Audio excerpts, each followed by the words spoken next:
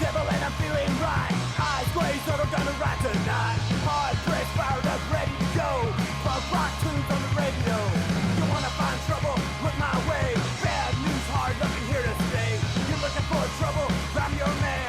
Never gonna change. Be who I am. Welcome to the Throttle Stop Motorcycle Podcast, sponsored by Pandora's European Motorsports. We are down Justin today just because we didn't have enough seats. But today we got Rob Kozler in with us, and of course, Matt Welch, as usual. Good morning. Good morning. Morning, sir. It's not always morning when they watch this. I don't know why I always say good morning. But well, it's morning for us. Afternoon, depending on when you watch it. But good exactly. Day. What's up, Rob? Hey, nice to see you guys. Thanks for hosting. Appreciate it. It's always a pleasure to see you guys, and stoked to be here today. Thanks for coming in and sitting down with us for a little bit. Oh, yeah, most definitely. For sure. Well, Excited. Rob is with MotoLab Dirt Bikes, and he is a local suspension tuner here out of Saudi Daisy, Tennessee. I like to say Saudi Daisy because if you're not from the local area, that sounds like a really funny name. For sure. Are you Saudi or are you Daisy? Technically Saudi, I suppose. There's a big difference. Yeah, I mean, there you is. can't tell someone from Saudi that they're living in Daisy. Oh, yeah. They get mad about that. For those who don't know, they were once two separate That's cities right, yeah, that eventually were incorporated together, and there's apparently a feud about it. Not everybody was excited about that. No. But so if you don't mind, introduce yourself. Who are you? What do you do? Sure. Yep. Rob Kozler, of course, here. And suspension tuning is really what we're all focused about. It's a small operation where you can reach the person in contact who is actually going to be working on your suspension. One of our main focuses is availability to connect with customers, in a world that's often big box store and you're kind of left as a number, or there's so many other filters and you can never connect with a person who is going to be looking at your information and transmitting that into settings that work for you. So, yeah. And so you're not dealing with just a formula, a chart that tells you what to put in there. You're actually talking to the customer directly. Exactly. And you did some tuning for Matt as well. Oh, yeah. I mean, I was going to say, I've experienced this firsthand, and you always do a great job. And what I like about it is you'll take a mediocre rider and make them better than me with good suspension, right? And I can call you up, and I'm no different than anybody else. I can call you up and be like, hey, it's doing this, it's doing that, whatever. What do you think? And it's not the cookie cutter, throw a set of valves in, call it good. You're actually tuning. You're not just putting kits from XYZ brand in and calling it good. You're tuning suspension. Absolutely. Yeah. Yeah. I mean, sometimes good enough is good enough. You're right. I've talked to Rob before, and whenever I bought my bike, and he told me, hey, there's really nothing that you need to do at this point. Let's wait till we do the first service on the forks before we do anything major. Sure. And then I rode that bike for 6 hours and never did that. Yeah. But get a baseline. Yeah. You get a baseline, or if you have suspension that's working well, you can kind of tune it with clickers. And I experienced this a few weekends ago whenever I rode Matt's bike, which I haven't returned, by the way. And you're able to hook me up with clicker settings to kind of get it set for me as close as I could, adjusting preload and everything, because obviously we weigh very differently, and probably ride differently too. But so that was helpful. I was going to ask, how did you get into suspension? How did that get started? Yeah, I guess we'll kind of make the short of the the long of it. I mean, it's just kind of a lifelong passion thing. I started as a very young man. I will never forget looking at kind of some books way back in the 80s, and my parents bought for me, and motocross setting, deep loam dirt, and of course it's just a cloud of smoke behind the bikes. And I remember turning the pages of those as a very young man, 3-4 years old, and just being absolutely enamored. Just kind of fell in love with it at that point. And then my parents had bought me the Yamaha Trizinger 60, the 3-wheelers. I remember those back in the day. And then, of course, shortly followed by the PW50. And, that just lit the fire. And fast forward. You're older than you look. I know it. Appreciate that. Thank you. And it was really cool, man. So in like kind of the mid 90s or so, through mutual friends, kind of lived on the opposite sides of town. My buddy Kyle Milne at the time, he was racing GNCCs pretty regularly, and he was on Hondas back then, and I can't remember if it was 250 or 450. It doesn't matter. But the point being is that, the suspension was the limit. And at that point, you really didn't have a lot of options. Of course, there's some people who were doing suspension tuning, and much was considered, like a black art and a black box, so to speak. Just a lot of people didn't really have a ton of knowledge on it. Of course, you had Race Tech was on the scene, and really the only person offering like aftermarket options and such. But that was, so we're like, hey, let's just dive into this thing. It's nothing that we can't figure out. And so that was what kind of sparked the interest. Fast forward, moving to, I've always been a mechanical person my entire life, worked on cars for a living, and just decided to follow my passion. So that brought me out to Phoenix, Arizona. So into Motorcycle Mechanics Institute, and got some formal instruction there. And the cool thing about that is if you were willing to finish an extra credit project rather, that they would let you dive into anything. So some super cool instructors. So of course, me having a little bit more of a heavier passion for the suspension, they allowed me to dive in and basically get some more hands-on stuff that other people weren't really necessarily interested in.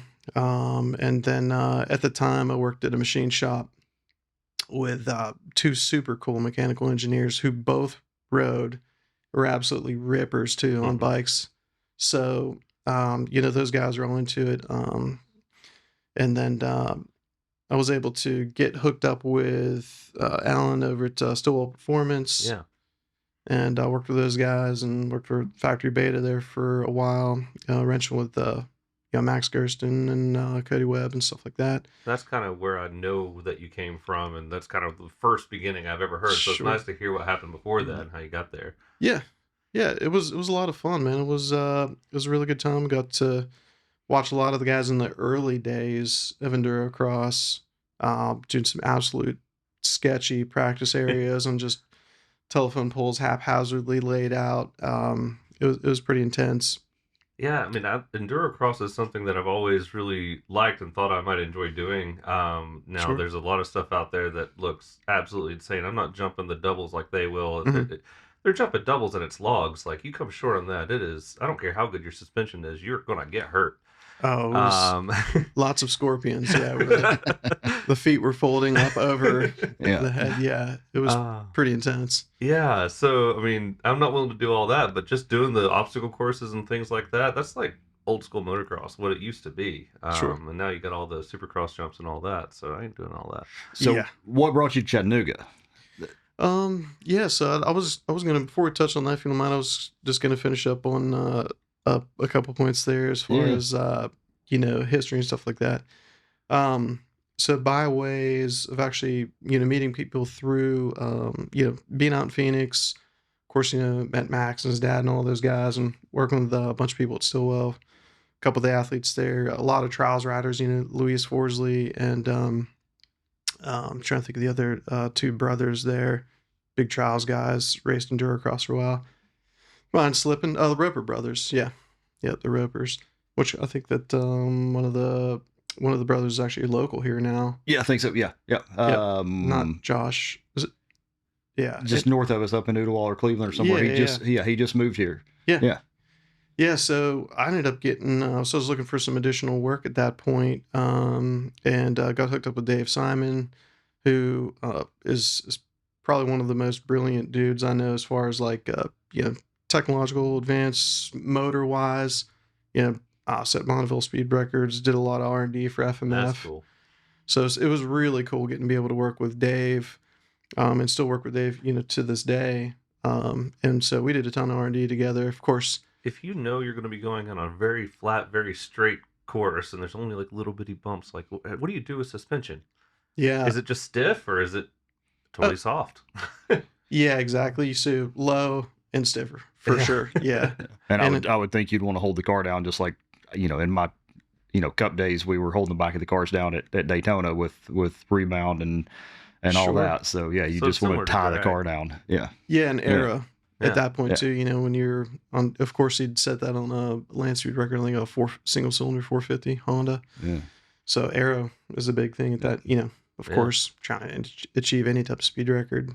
Anyway, didn't mean to throw you off. No worries. No, that was about it. And of course, there's other stories along the way, but yeah, circling back around. So yeah, Getting to Chattanooga. yeah, getting to Chattanooga. What's up? Yeah, so yeah, born and raised in you know, Pennsylvania, southwestern PA, which really kind of shaped riding and skill. I mean, I think that there's just about every type of terrain there and soil type as well. But anyway, you know, spent about a dozen years out in Arizona, and yeah, my heart was definitely longing to get back to the green and the trees and the water and the terrain. You know, I missed it for sure.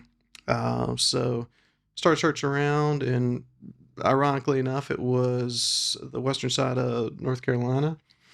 We'd stopped in a mountain bike shop and talked to a guy, and his words, he was like, well, have you checked out Tennessee? I said, yeah, a little bit.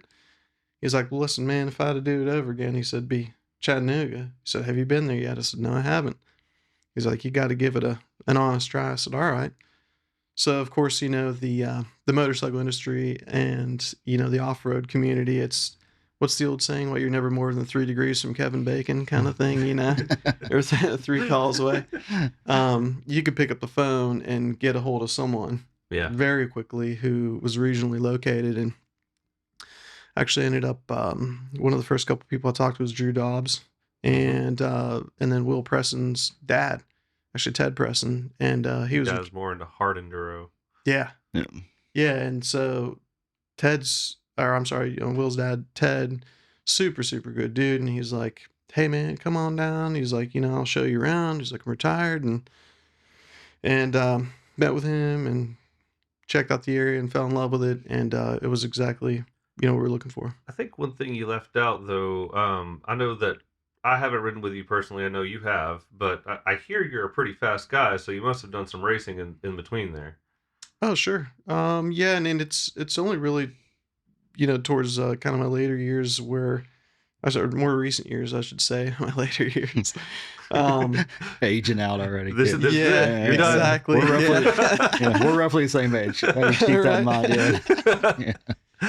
That it just kind of sparked more of an interest. I think that motorcycling riding for me in general has always been about fun, and so, you know, I think that you know, your vision or your definition of fun can change, and so whether it's just trail riding or hard enduro or like shooting hill climbs with your buddies or whatever, yeah, just started to of course hang around with you know, Brent Mercer a lot, and he's just ate up with it, loves it.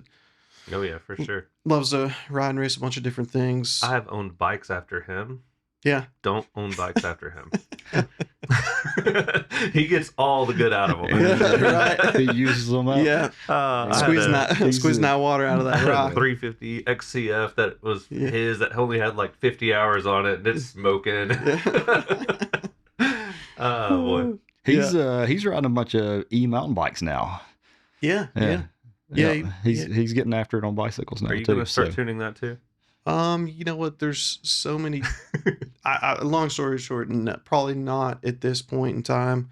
Can you do it? Absolutely. I think that there's, with the nuances between each and every individual different piece and the special tooling. Yeah, it's an investment in itself. It's a totally different tool set. Yes, exactly. Yeah, and a lot of research too. I mean, I think that's where the majority of your time is just kind of vaporized is in R&D and stuff like that, in research. So you don't have to be that far over. Cool. There we go. How's that? You're escaping the camera a little bit there, I noticed. Gotcha. But sorry to throw you off. Oh yeah, but no worries. Yeah, it's so yeah. I mean, you mentioned tools, and that's one of the things that I want to talk about. So I mean, sure. There's a big difference between, you know, dumping fork fluid and filling it back up and doing what you do, which is, you know, tuning these things, building these things, right? Sure. There's a reason that we don't do like major suspension tuning. I mean, at Pandora's. It's a huge investment. I mean, speaking of the shop, you know, we've got bikes with all the brands of suspension on. Like, I can't think of a brand of, you know, a major brand of suspension that we don't have own some of our bikes. Yeah. And you do it all. And it's not a cheap, it's not a cheap proposition to get tooled up to do all that stuff. Just, if you're going to do it yourself in your garage and you're going to replace seals, you've got one set of fork seal drivers, right? I mean, Sure. it's not a huge investment, but looking at it from your point of view, I mean, you've got a clean bench, you got a dirty bench, it just goes on and on and on. You've got nitrogen, you've got all the adapters to do all the nitrogen on the different Most definitely. bladders. And How much money is that in tools? he doesn't even it's- want to talk about Yeah. it. He's thought about it briefly, and then he decided he's going to stop thinking about it because he doesn't want to know. No, maybe I don't know. I mean, it's expensive, right? I mean, that's the point. Yeah, I mean, and it just depends too, right? I think to kind of relay that into something that your average consumer or someone listening could digest is I think that the expense has come down considerably. I think that the availability Mhm. of some of the tooling, via even like Rocky Mountain stuff, or there's a lot more people making it now. I think that there was more of a monopoly and less people making stuff, back in the day than there is now. With the advent of YouTube, I think that there's a lot of informative DIY stuff. If you're willing to take that on, not Yeah. everybody's willing to take that on. So, But my point in asking that so- was just that it's an investment. Like you've Sure. made an investment of your time going to MMI. You've made an investment Of of your course. time, like personal training, and probably doing a little bit of apprenticeship with Stillwell. Yep. So it's time, it's tools, it's money. So whenever I hear, hey, you can, do a full custom suspension setup. Mhm. And it's $1,000, that sounds expensive to me. Like that's immediately, I just spent $10,000 on this bike. Why am I going to spend another $1,000 just sure. to get it perfect for me? Mhm. And that's one reason I brought up, like, it doesn't have to be perfect for you. Right. Like you have something that's good enough until you're ready for that. But Sure. if you're going to spend money, this is a great place to spend it. Yeah, absolutely. And I think that, one of the things that really sets us apart is just our honesty and integrity. I think you get a lot of people out there that hammer you with like kind of the cheesy used car salesman approach where they're just trying to just shove it down your throat and try and sell you anything, where this is not the case. I mean, I'm a rider. It's a small community. Yeah. Word get back, there's a lot of fly by night people that come in and just try and, take you for your money. But I've seen them come and I watch them go all the time. Yeah. Big time. So I think honesty and integrity goes a long way. It's not all about the sale. You know what I mean? So just like, for example, when I was talking to you with your 500 and you had asked about it, I think that, for people who are even on the fence, I'll just be straight up and honest with them. Get a baseline, Yeah. put the springs in there for your weight, right? Because most bikes are going to be sprung for generally a lighter rider. So like the average enduro rider off-road is going to carry about 20, 25 pounds of gear. We're talking 8 to 10 pounds for boots, another 2 for helmet, plus other gear.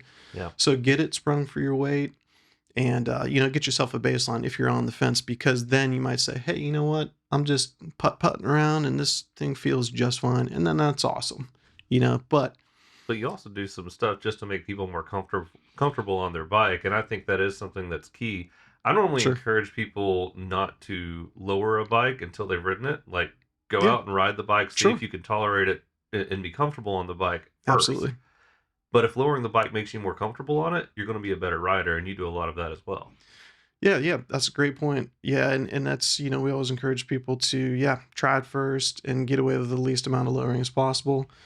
Start with a low seat. Mhm. Go ahead and, we could, there's a couple different things, a couple different tricks you could try to get a sense for what it might be, as far as where your feet are going to be planted when it's lowered. But yeah, confidence is key for sure. And if it means that you don't need 13 inches of suspension travel in the rear, I mean, the modern suspension is very forgiving. Yeah.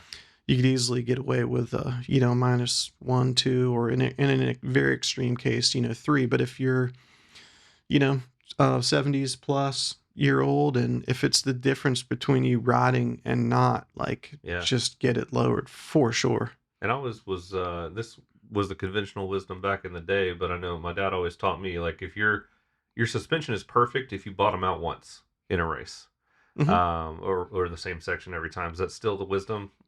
Yeah, I think so. I mean, there's no sense in really having, all that suspension travel if you're not using all of it. Yeah. So yeah, like 1 to 3 times softly Yeah. per lap or per section, or like you said, per particular obstacle for sure. There are some bottoming devices that have a more extreme you Like a know 70-30 setup. yeah, there's some products like the Huck valve and stuff like that that have a pretty extreme bottoming resistance, so that if you do find on those that you're not bottoming out all the way, that might not be uncommon, Yeah. unless it's for like an extreme drop. But yeah, no, you want to be using a full travel, Yeah. ideally. That kind of goes back. I mean, you've talked about it a lot. Is I think generally people think you got to stiffen, like when you rebuild a suspension, you're always stiffening it up, right? And that's not the case at all. I mean, Sure. and it's always a moving target, I guess, also, because as let's say you build a guy's suspension, as he gets faster, now his needs in the suspension, setup changes, right? And Right. what works for me doesn't always work exactly for you. And that's where your knowledge and all this time that you spent building these things and dealing with different riders and hearing different riders' perspective of what they need and what they Sure. think the suspension is doing. Like that's where your again, all this time that you spent doing this comes into play, and why that's really important. Mhm. And it's not calling up Race Tech and punching in your weight and your skill level, and they send you a kit to stick in the forks or whatever, right? Sure. Yeah. And most often it's kind of small, intelligent changes too. Like if you get to the point where, you need some specific tuning for, whether it's weight train, skill level. Of course, even someone who has a very tall torso, who's very tall in stature and has a destrier habit, over the bars, aggressive, you've got a lot of leverage over the front of the bike. So, excuse me, gathering up the most amount of information up front is going to help you, of course, based on experience as well, will help you come up with the best outcome. Right. And not everybody's racing. And I think that's course. something that if you're sending off your suspension, they're going to assume that you're taking it and you're going to race with it. I know that if you're going on Race Tech's tuner, like their chart, whatever you can do, they ask you what level of rider you are as far as racing, A, B, C, D. Sure. And so not everybody's doing that. And sometimes I think that it helps to have someone local that can listen to that need and just say, hey, you're wanting something that's making you comfortable as a rider.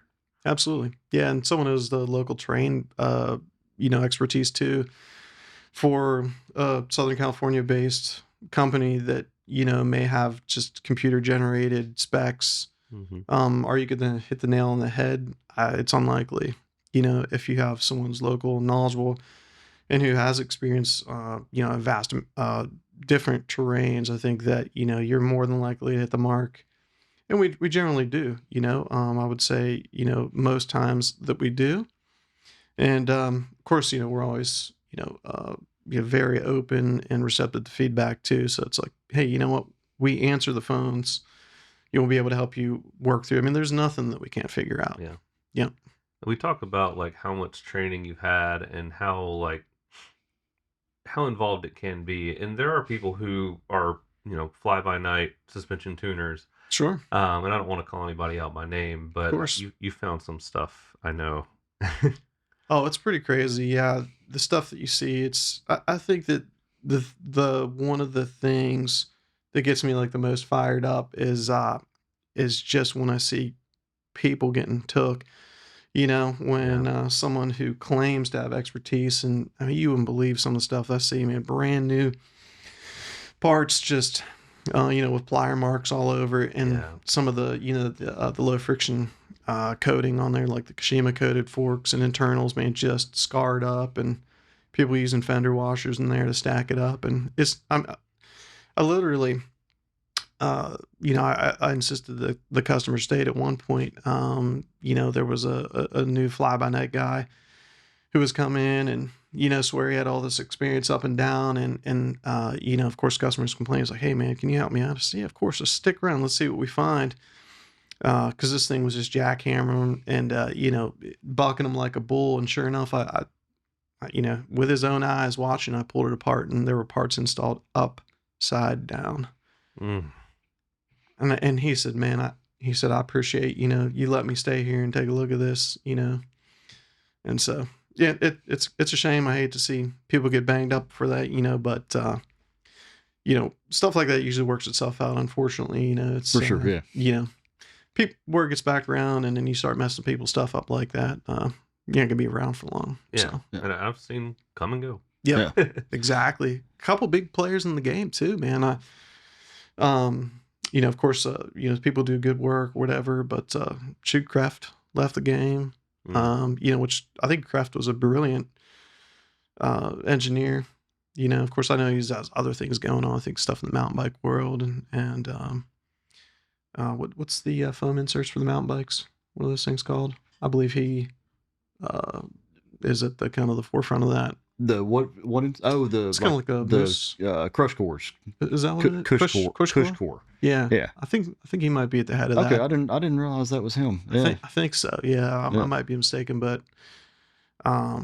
it's interesting. A couple other so not hardly like bibs on like what we use on the motorcycles, but like is that like a bottom out device? Like half a bib almost that. Tire related. Yeah. Oh, tire. Okay. Yeah, it goes in the wheel.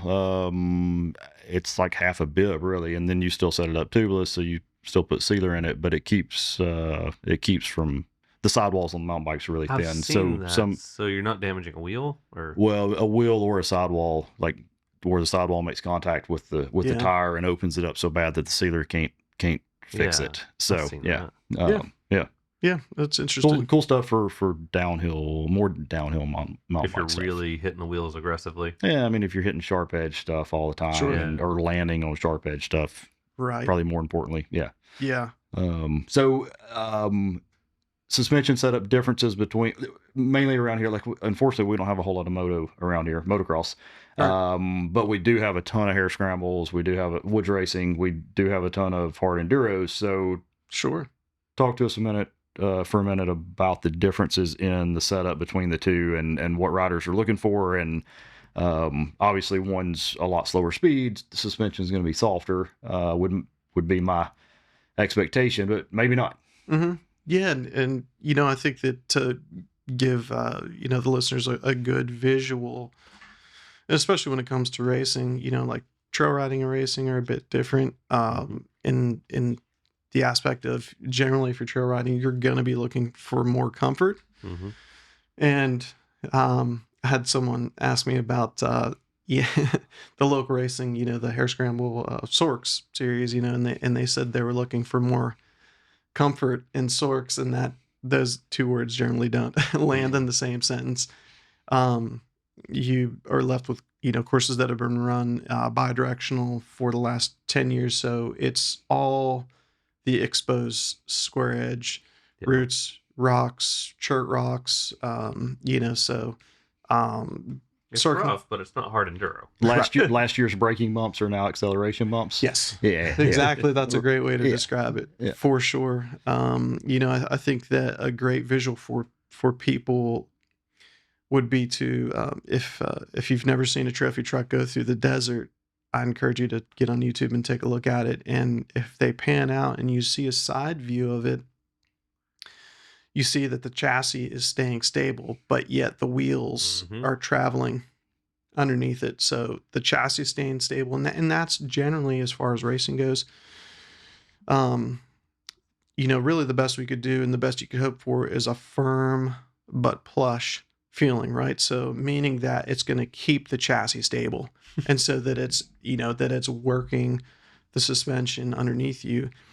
And, keep in mind too, is like, as you get your suspension done and your skill level increases, it's gonna need to be stiffer, because your confidence is increased, your experience is going to increase, so that, when it does come time for a service, and then we always offer like any updates or, if you're wanting an adjustment at no additional charge.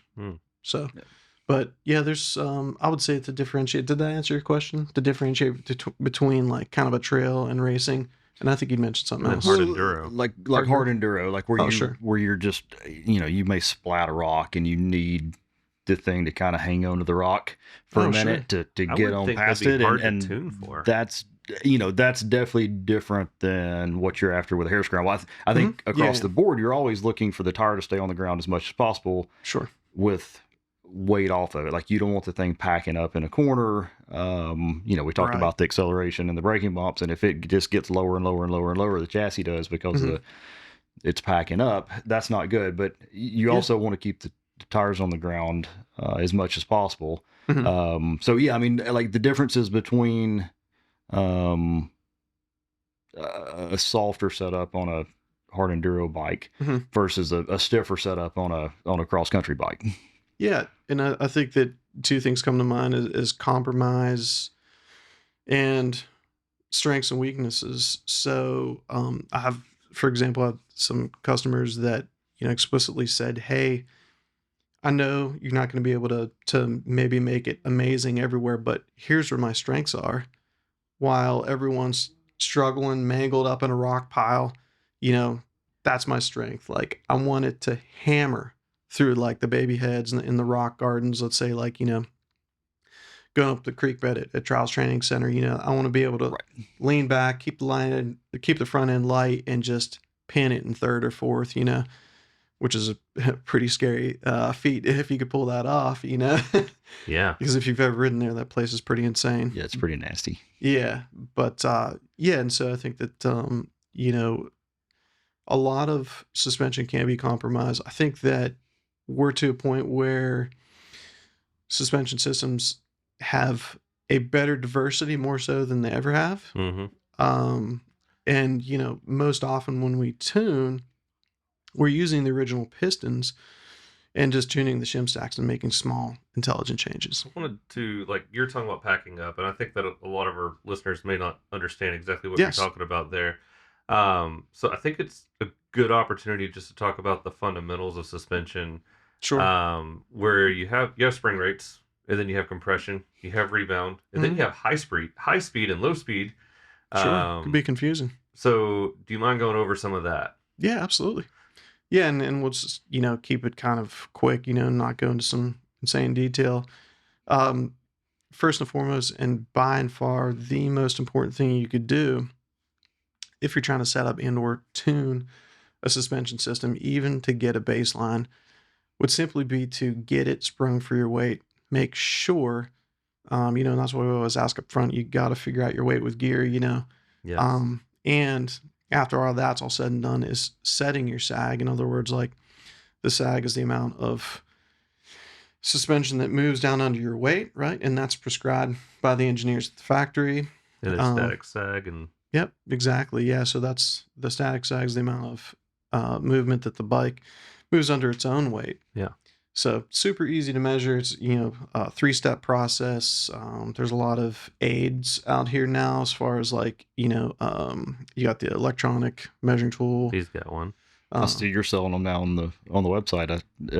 If I'm not mistaken, I think I saw them on there. Yeah, had them around for a long time. MoTool, the Slacker, which is good, and then there's a good old fashioned sag stick. Yep.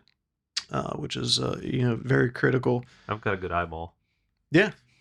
Yeah, eyeball. Yeah, that's good. About 3 inches. Yeah, kind of like the chain slack. I'll be sure to check my bike when it comes back after we got done racing it. Yeah, exactly.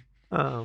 So yeah, I mean, I would say that like always start at the top. So I'm gonna get to the clickers here in a second, but if you don't have your sag dialed, or if you're trying to tune on the wrong springs, and you're trying to tune on something that has just beat oil, you're just going to be like a dog chasing its tail. It's just, you're never going to get anywhere, and it's just going to be pointless. So if you're trying to give it an honest shot, and let me kind of back up here and just get into something else here real quick too, before we get back to the clickers, is you got to get back to the basics. So motorcycle maintenance, you could have the best suspension in the world, and then come to find out you're battling problems. We get the motorcycle in, and I pull the bearings out, and they fall out in a pile of rust dust on the floor, or it's bound up. You know what I mean? So those are absolutely massive. Well, I see people too trying to lower their bikes by adjusting their fork level.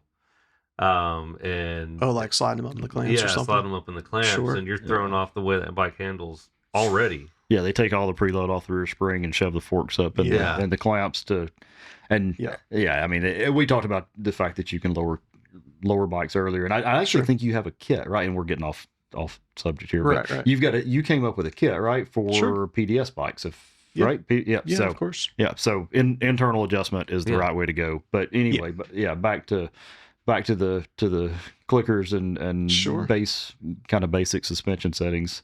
Yeah, it's, so making sure that, like, I would say start with the basics. You got to make sure that your machine is maintained. There's so many other things that affect a suspension. Maybe let's touch on this after. Let's get back to the clickers because it's easy to zoom off on a tangent. So starting with the basics, make sure you have a fully maintained machine, starting with the springs, getting the sag.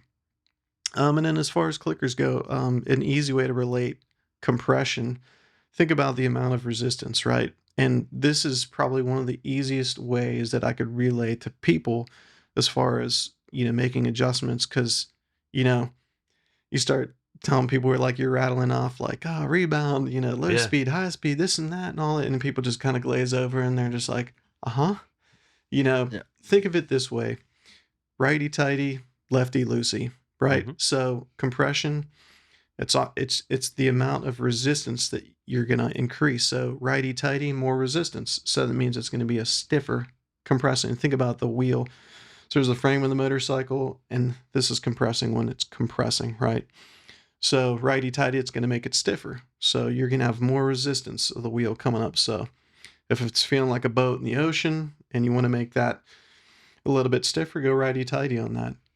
And then as far as rebound goes, it's just the time in which the wheel can return to the ground. So if you're, what he's talking about with packing up is you haven't set your rebound fast enough, correct, to be able to respond to after a bump to meet the ground again. Exactly. Yeah.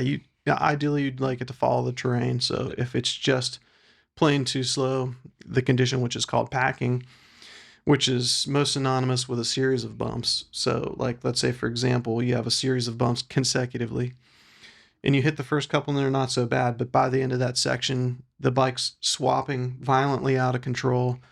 And it just gets successively worse. See it in Supercross. Yeah.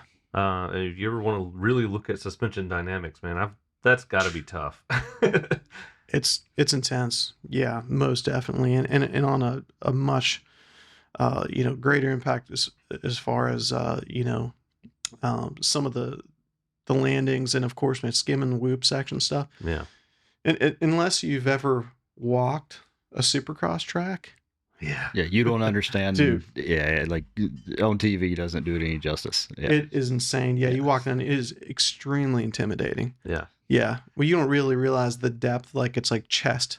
And I think I've only been on something actually riding through that once, and I'm doubling it. I'm not about to try to skim a whoop section like that. Yeah, exactly. Or me, if it was a legit Supercross track, I'd probably ride around it. Yeah. I'm just gonna go sit in the stands and watch. Yeah, exactly. Yeah, yeah, for sure. And especially after it's been on a violent moto, they start wearing out.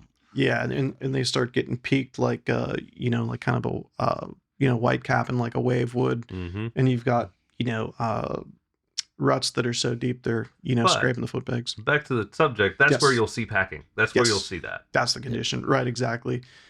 So the rebound is just the rate in which the wheel will return to the ground, right? So that's where it might be a little confusing, where you're like, oh, Rob, you said righty tighty. Well, righty tighty, so just think about tightening is the speed, right? So if you go tight, that's going to slow that action down, but if you go lefty loosey, it's going to make that action a lot faster. And what you're controlling is oil, and oil it's a bypass. Will only move at a certain rate through a certain hole. Sure. So you're setting the maximum speed that it can move. Yeah, and actually this, a lot of the clickers internally are mainly an additional bypass circuit, right? Mm-hmm. So at the end of that screwdriver slot, you have a needle that goes all the way up through a fixed piston, which is a fixed orifice, and then you've got thin metal shims or washers, for lack of a better description, right? If to help you visualize it, but they're essentially bypassed. So you have a tapered needle, and on the end of all that stuff is an orifice, right? So it allows fluid to bypass through there, and you're controlling that by the amount of taper on the needle. So it's really a bypass circuit. Yeah. Which is why righty-tighty, it pushes the needle further into Exactly. the orifice and slows fluid flow and rate down. Absolutely. Yeah. For sure. And there's actually, as far as high-speed compression goes, like on the rear shock, there's This is something I've always been a little fuzzy on. Like, I haven't Sure. been internally on it. So can you explain that to me? Seriously. yeah. And there's I encourage you, everyone listening at home to do a little searching as well. There's a really good article that Factory Kawasaki, Jim Bones Bacon had on high-speed compression, which was a very informative and very condensed. I think it was on a 1-page article as far as, I think it was like a dirt bike or dirt rider magazine or something years ago. Yeah. And I think I even tore it out and saved it because it was so informative. But the gist of it is, right, it controls the overall fluid flow or resistance to fluid flow of the shock. So in addition to the main piston, which has, of course, it's just fixed orifices, and then you have a shim stack for compression and rebound. That's forcing oil up and out through a small orifice and then into the shock body or reservoir. Actually, we could probably talk a little bit about it right here. So you want to show the camera? Right there? Your camera's right here. Uh-huh. Yep, I got I think we got it. Yeah. There we go. So here's your piston here. It's actually going to force fluid through up here over into your piggyback reservoir. And here's where all the high-speed compression, it's just an additional series. So it's got a piston, and it's actually got a spring, which preloads a small shim stack inside there. Okay. So this controls the overall fluid flow back and forth. So you could add additional resistance. Of course, ironically enough, this is an older style KYB with just a low speed. But, so it's a bypass in case the pressure increases over a certain point. It's going to start flowing through there. Yeah, for sure, and it's functioning all the time. And the spring determines the point, the pressure limit where that starts to allow fluid in. So yeah, I mean, that's just another tuning aid. Most people don't tune with that spring rate that is fixed, and this is going to flow continuously, whether it's closed off all the way or not. Okay. I don't believe it will bottom out the spring completely, so it won't mechanically bind it. So it's under constant working condition. Okay. But to kind of get away from the technical aspect of it, as far as adjustment goes, using the high speed, and here's just kind of a good tip overall too, not to get lost in too much explanation, is to adjust the attitude of the motorcycle. Most often what I'll do, let's say moving from a trail type technical mountain scenario where I come lefty loosey at it, right? You want a little bit more comfort. There's a lot more, slower rocks and roots and stuff like that. So I'm looking for a little bit more comfort. The speeds are lower. Hard enduro type thing, right? So you come lefty loosey on that high speed. But then you want to do a splatter. Yeah. I mean, there's going to be compromise there. No, I'm saying, like, I was thinking that the high speed would be more like you want to have that available in that situation. Which brings me to actually a great point too, and maybe I failed to kind of describe this. So what is low speed versus high speed? Yeah, that's what I was meaning. Yes, exactly. So yeah, let's touch on that first. Is the low and high speed in a shock, the adjustments have nothing to do with the forward movement of the motorcycle. Rather, it's the speed of the shaft. So if you're hitting low speed, obstacles, it's kind of like this. The shock shaft is moving out slowly. Whereas, like, let's say you hit a square edge, like a really square edge rock or root, and then that shock shaft movement is going to be very rapid. Mm-hmm. And so that's kind of a quick way to digest that. But as far as like adjustment goes from one train to the other, most often on my personal bikes, is I will kind of get a setting that I feel is generally pretty good. And to give you an idea, as far as adjustment from a trail or technical mountain to, like, let's say a national enduro, The only adjustment I'm making on my bike is generally going, let's say, from 2.5 turns out on the high speed, and I'll go in righty-tighty a half turn on the high speed, and then maybe slowing down the rebound 2 clicks. So it allows you to make a massive adjustment with one simple adjustment. So let's say, for example, I might not even adjust my rebound, but it's a great way to move from, two vastly different disciplines. Mm-hmm. So I hope that wasn't too much. Yeah, and that's one cool thing about late model suspension. It's all really good stock, right? And you're only making it, better. But used to, you'd turn a clicker, lock to lock, end to end. Yeah. And you were wondering if it made any difference at all, right? Oh, yeah. And what would happen is everybody just start turning clickers and hoping for the best. Nobody keeps up with anything. They turn Sure. all of them at the same time instead of keeping notes. So they can go back and now 2 clicks, like you just said, half a turn here or 2 clicks there makes a huge difference. And you can take a motorcycle from And there's 22 of them. it varies, but yeah, I mean, you can take a motorcycle from a hard enduro bike to a Pair Scrambler, a national enduro bike, or sprint enduro, or whatever, and not change anything drastically. Sure, it is pretty cool. I definitely really dig all the engineering changes as far as the WP stuff, because now everything's toolless. Yeah. So you don't have to bust out the screwdriver or the 17mm wrench. That's really awesome. I literally could reach down. And sometimes, often I've done it where I'm riding, where I'll just let off for a second, reach down, boom, make quick adjustment, high speed adjustment. So maybe you just answered my question, but I was going to ask you what your favorite brand of suspension was. What's the most tunable? Obviously, we send you more WP stuff than we do anything, but we've got, like I talked about earlier, we've got Sachs and KYB and Showa, and I mean we've got all of them on various bikes in the shop. But what's your favorite? Oh, that's a good question. I think just like anyone's favorite, I think that you have seasons, right? I think that the seasons change, as well as the kind of the discipline or the things that you're having fun at and not. So of course the new WP stuff is generally pretty good. Of course the coveted KYB stuff is good. I think it's better in a race setting. I think that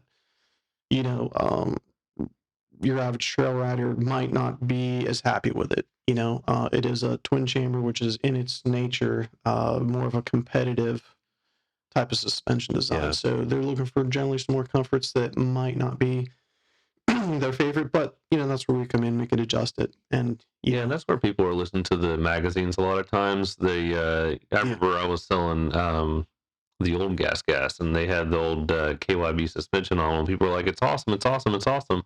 Well, it's a closed chamber, it's a twin chamber. It's something that, like, I was like, yeah, it's awesome, but you're a rider who needs an open chamber. You're not using what it has capable. Yeah, exactly. Yeah, it's kind of like carbon brakes, right? You've got to be so you've got to be fast enough to use the brakes. They're great, but the suspension's the same way, and we all think a lot of us think we're faster. Sure, we really are. Me included in that statement, and we think we need these settings because it's supposed to be fast, and that's where you come in, and that's where you're important. And me and you have had a lot of conversations about my race bikes and getting them dialed in for me. And generally speaking, I guess I wish I was fast enough to keep stiffening them up, but I think more often than not, we soften them up. Sure. Yeah, exactly. Just a big thing which we're trying to procure up front, via the form on the site, is really getting your information, trying to build a rider profile, and then establishing how you're going to use the bike 80% of the time. That's going to be absolutely massive. And then figuring out that chassis balance, man, it's just so critical. That's probably the only ever pushback or feedback or something that we'll get will be often chassis related. The first things that we always require for people when asking for a tuning aid or help is you have to measure your sag. We actually include free metric measuring tapes so that you're not having to convert fractions. to, for your significant other, whoever it may be, they're kind of like, he's 11/16, I think. So just make it easy with metric there. But man, it's just, you wouldn't believe that it's just literally the number one complaint is just chassis bounce. And For I've had a lot of like local guys who have set up suspension, and I get on the bike and it feels like a chopper. The rear is sagging too much. I mean, even after setting it. Yeah. And the front, the forks are so stiff you can't get anything out of them. Yeah, and that's what I was going to say. When you say chassis balance, it's just getting the front and the back of the bike to work together. Like, you could have a front end that works really well, and if the back's garbage, the whole motorcycle is going to be garbage, right? And sure. And you've also, we talked about it at the shop. I don't know that spring rate on dirt bikes, like spring rate in the tires on dirt bikes, is terribly critical, but the unsprung weight absolutely is, right? Mm-hmm. So, sure.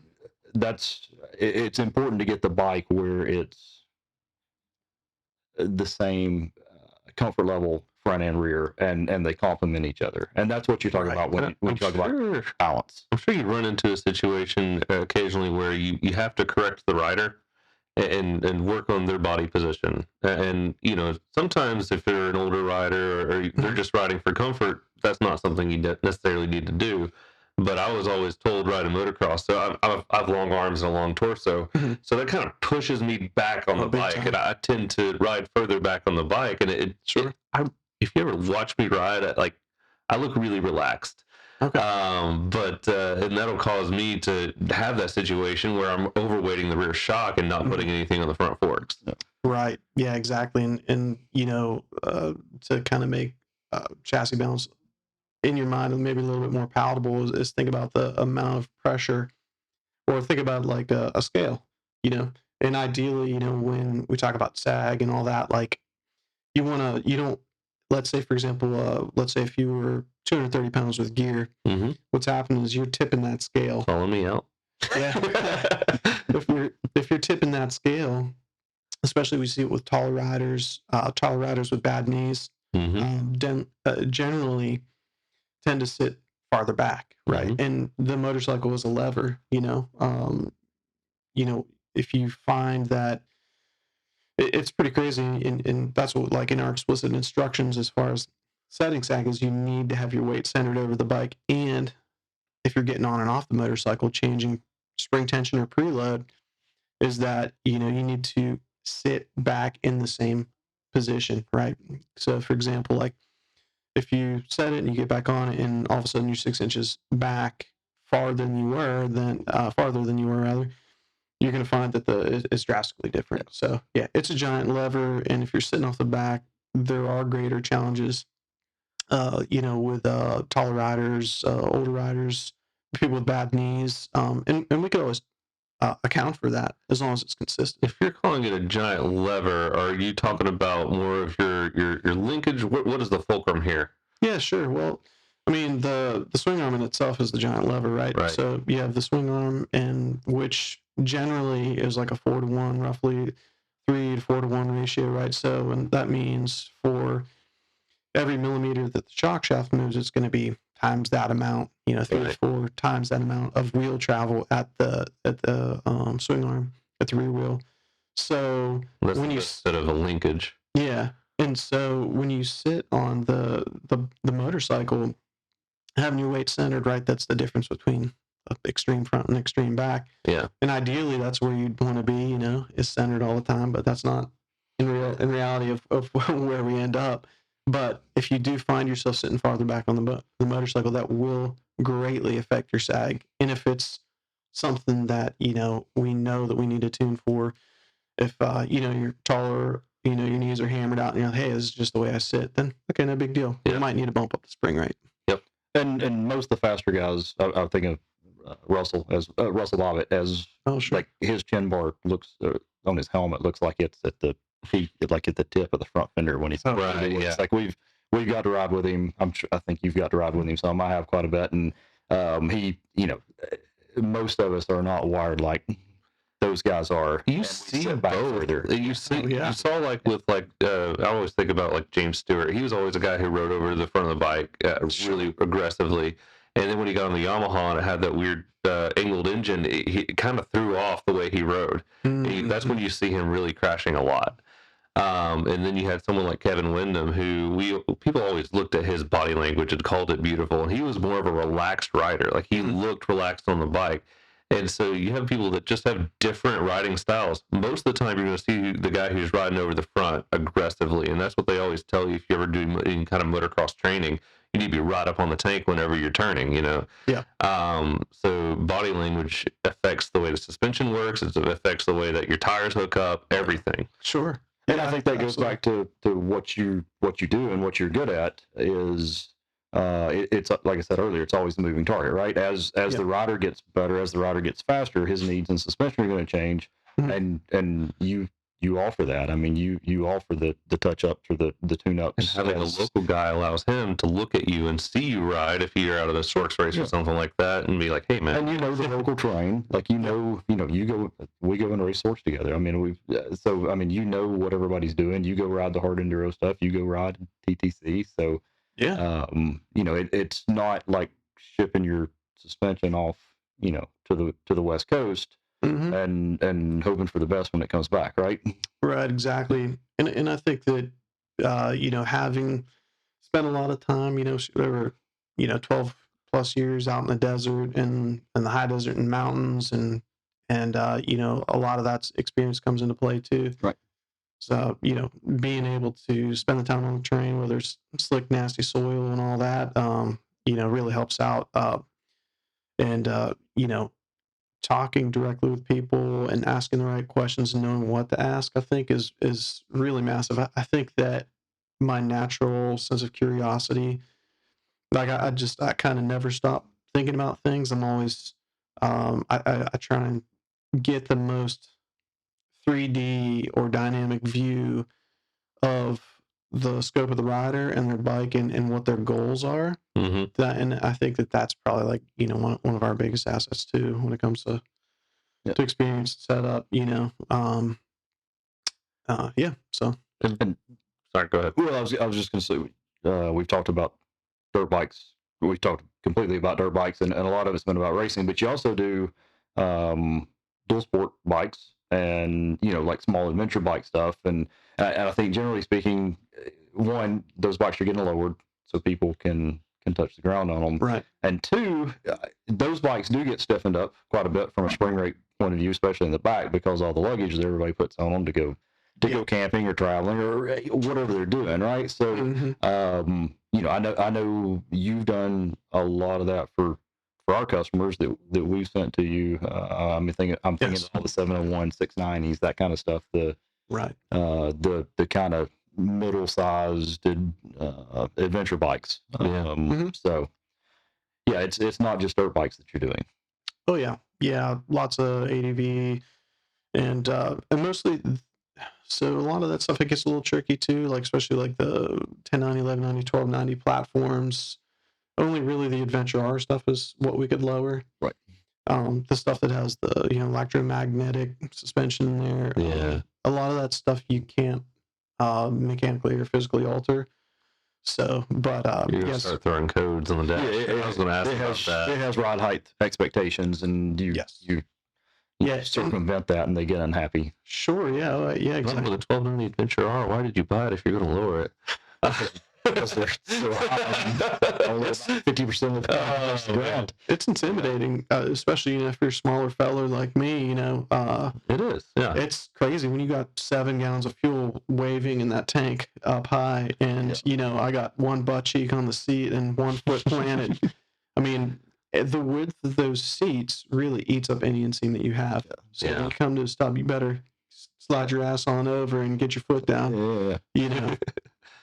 You said the first profane word on the podcast. Oh yeah, good job. Yeah. I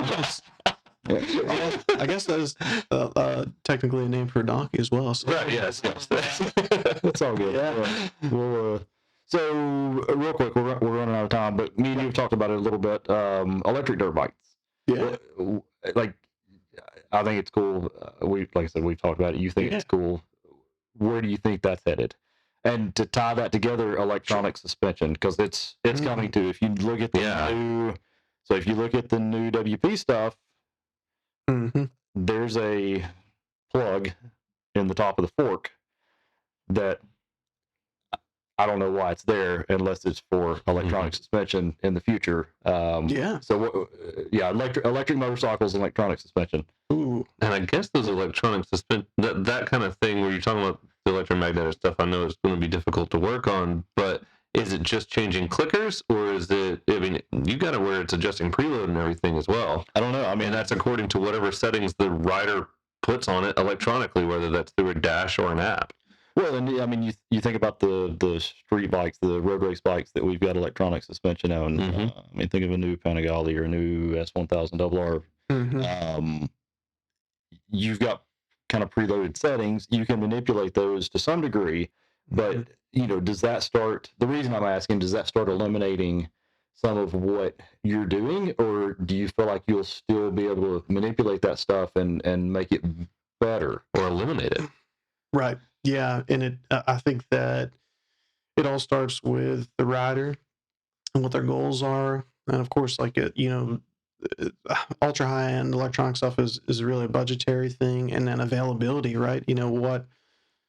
What parameters are you available to operate in, and are you wanting to keep the stock system functioning? At that point, you just negate all that stuff and just yank it out and just go straight mechanical, because that's probably what most hardcore racers are doing, unless you get a system that's so advanced with a multiprocessor and like a stepper motor in there that's really making like micro processing adjustments, and you've got multiple pressure sensors and like some really, really high tech stuff. I know BMW's talked about having a sensor out front to read the terrain in front of you and make those adjustments as you're approaching.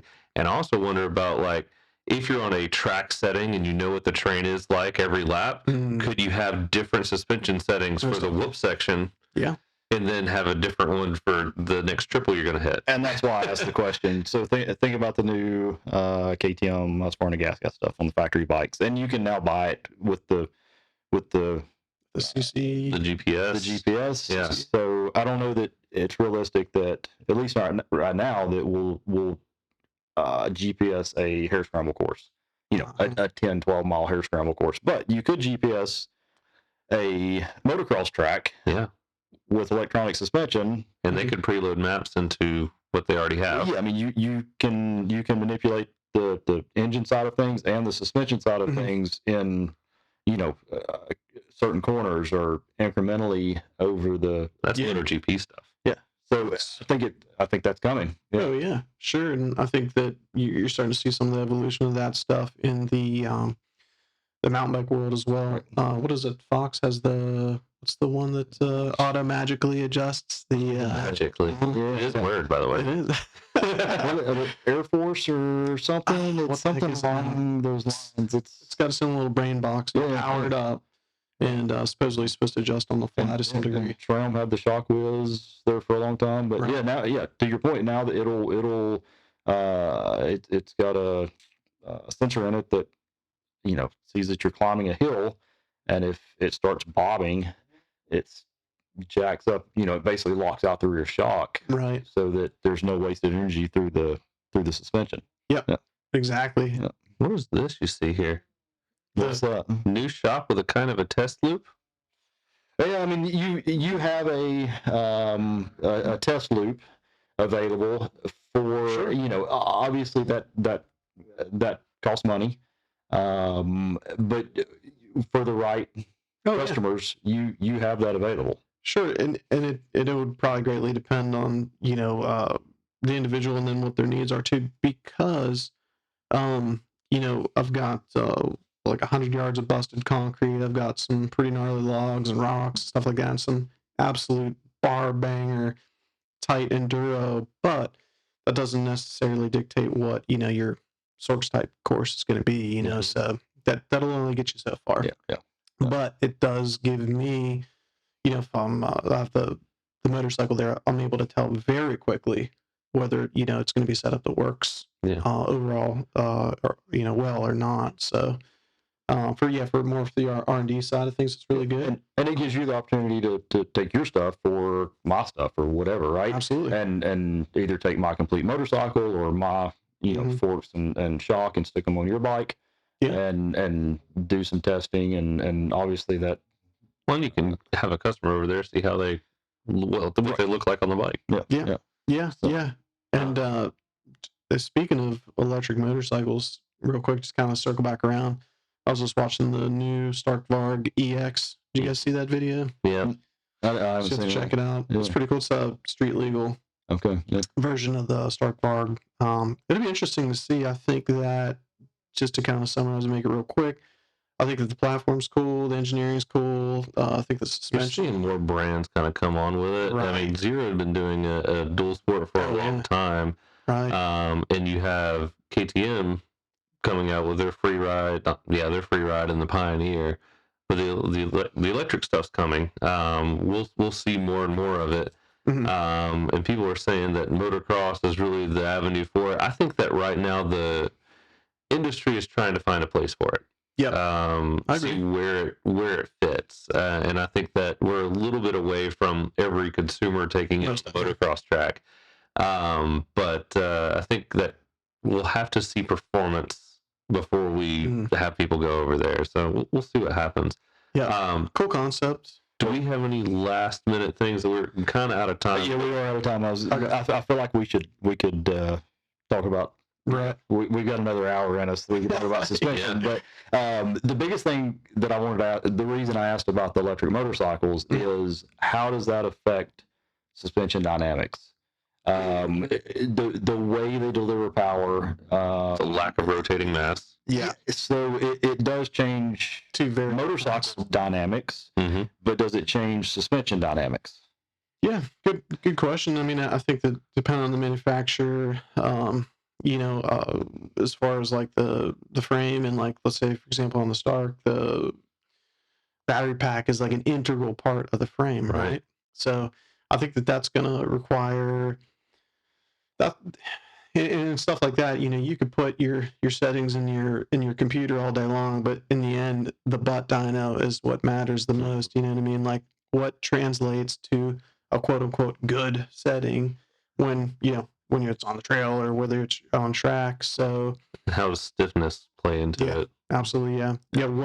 So I think that that's such a moving target, but I'm very curious to see, especially with the Stark, at least has some good KYB stuff on it. So there's some other stuff that has some Chinese stuff like the Fast Ace stuff, which we don't even touch. Some of that stuff I haven't had very good luck with. Taking that stuff apart, and some of the metal material quality is so soft. And get it back together. You're lucky to. Yeah, exactly. Yeah, it's just the quality from one to the other could be so off. But from my perspective, I think the biggest thing that electric changes. We talked about chassis balance, and I think where the weight is located on it's like one homogeneous piece from a center of gravity point of view. I think where the weight is located in a electric bike versus a gas bike is completely different. And the amount of it. You move fuel in a fuel tank from up here, it kind of gets moved down low to a battery pack. So I think that's maybe where the electric stuff really affects you, and what you're doing on with the suspension stuff is figuring that out, because I think they probably have some work to do there as far as figuring out centralization of mass. And I think unwittingly we all kind of use the rotational mass of the motor to handle the bike, right? Big whether time. we realize it or not. I mean, from a balance point of view, right? I mean, you're slow riding some hard enduro stuff, and you pull the RPM up on the motor to get the balance effect of it. Sure. Yeah. Think about regen braking too. For example, you go on an e-bike and you take off in the air, you have to lay on the throttle a little bit, because if you chop the throttle close, boom, it's going to pitch that front end down, man. Like if you're not ready for it, it could be scary. Like, so you'd have to start out small. Yeah. Anyway. Lots of things. All the things. I know I can recommend you for hard enduro, hair scramble, that kind of suspension. How are you with motocross? Should I send people your way? Sure. I mean, we could do basic stuff like refresh, and it depends on the model. A lot of the older Airfork stuff I don't touch. And even like 20 2010 and older now, a lot of the stuff is getting, because a lot of those things never get serviced. Right. So when we pull it apart, But it's due for a first service at 10 hours. Then what's the interval on most of the WP stuff? yeah, first service at 10. Most people don't get there, but that's fine. 30 hours if you're racing, you'll see the performance drop off dramatically. And then if you're Oil breakdown and particulates in it. oh yeah, massive. The performance will just drop off. All of a sudden, if your setting goes from good to you hunting, in the clicker settings, that you got it. Yeah. The oil life has just dropped out for sure. It's due for some service work. Yeah, exactly. So yeah, but anyway, motocross, we're more of like an enduro off-road type setup and stuff. So if I have settings for it, I will say yes. If I do not, So it depends on the bike. yeah, it depends on the bike, depends on the rider, what your goals are. But, like I said, we'll be straight up in front and tell you. If we don't have settings for you, I would rather direct someone to, someone who does. Well, that's Rob. Go to him, MotoLabDirtBikes.com for any kind of suspension needs. Meanwhile, we're Pandora's European Motorsports. Check out our website. If you're looking at this on YouTube, check out the comments section below. We appreciate any feedback that you have.